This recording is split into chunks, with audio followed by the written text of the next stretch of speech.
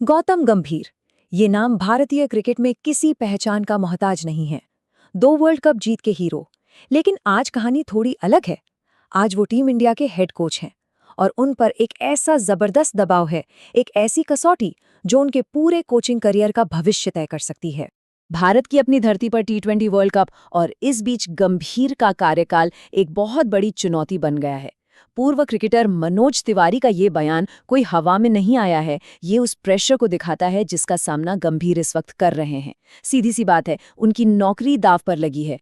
तो सवाल यही उठता है कि आखिर एक वर्ल्ड कप हीरो की कोचिंग की नौकरी एक धागे से क्यों लटकी है।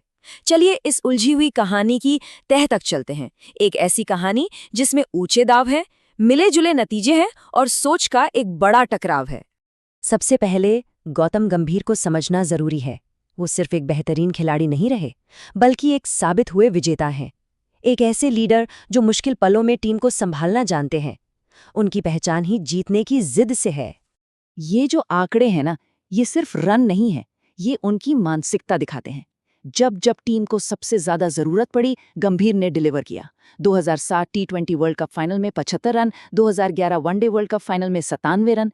इससे ये साफ पता चलता है कि वो बड़े मैच का प्रेशर और ट्रॉफी जीतने का मतलब बहुत अच्छी तरह समझते हैं। जरा उनके करियर पर एक नजर डालिए। एक पैटर्न साफ नजर आता है। खिलाड़ी के तौर पर, कप्तान के तौर पर, मेंटर के तौर पर और अब कोच के तौर पर, हर भूमिका में उन्होंने लगातार सफलता हासिल की है। ये एक ऐसी विरासत है जो सिर्फ और सिर्फ जीत पर बनी है।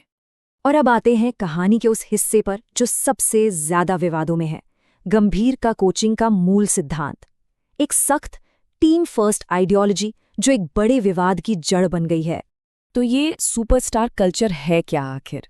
मतलब ड्रेसिंग रूम का एक ऐसा माहौल जहां कुछ बड़े स्टार खिलाड़ियों को शायद बाकियों से ज्यादा तवज्जो दी जाती है, उन्हें थोड़ी ज्यादा आज़ादी मिलती है।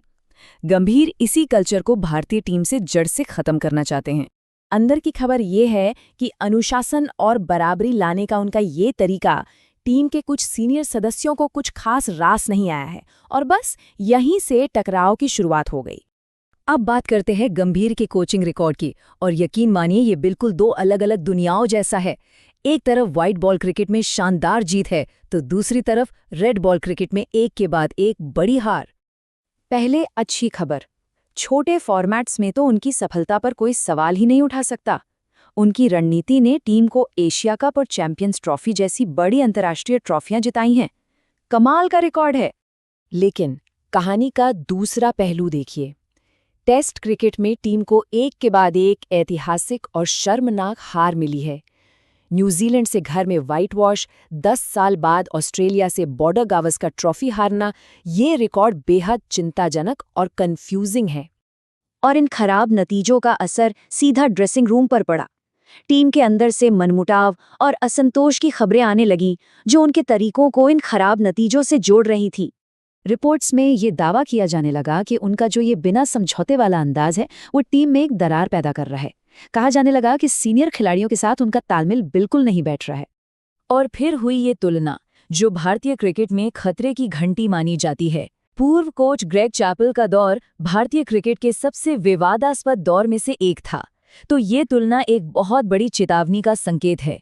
और आखिर में क्रिकेट के लेजेंड सुनील गावस्कर का ये सीधा और तीखा सवाल, जो टीम की बल्लेबाजी की नाकामियों के लिए सीधे तौर पर गंभीर और उनके कोचिंग स्टाफ को जिम्मेदार ठहराता है। तो ये सारी कहानी हमें आज के इस मोड़ पर ले आती है, जहां आने वाला T20 वर्ल्ड कप गौतम गंभीर के इस विवादास्पद कोचिंग युग के लिए एक फाइनल एग्जाम, एक अंतिम चुनौती बन गया है। मतलब एक तरफ व्हाइट बॉल की शानदार जीतें, तो दूसरी तरफ टेस्ट में हार और ड्रेसिंग रूम में कलह। अब उनका करियर और भारतीय क्रिकेट का भविष्य एक ऐसे मोड़ पर है जहां सब कुछ इसी एक टूर्नामेंट पर टिका है। और ये हमें आखिर में इस एक बड़े सवाल पर छोड़ देता है कि गौतम गंभीर का ये जो सख्त अंदाज है, ये टीम के लिए जीत की चाबी है या फिर बिखराव की वजह। खैर, इसका जवाब तो अब वर्ल्ड कप ही देगा।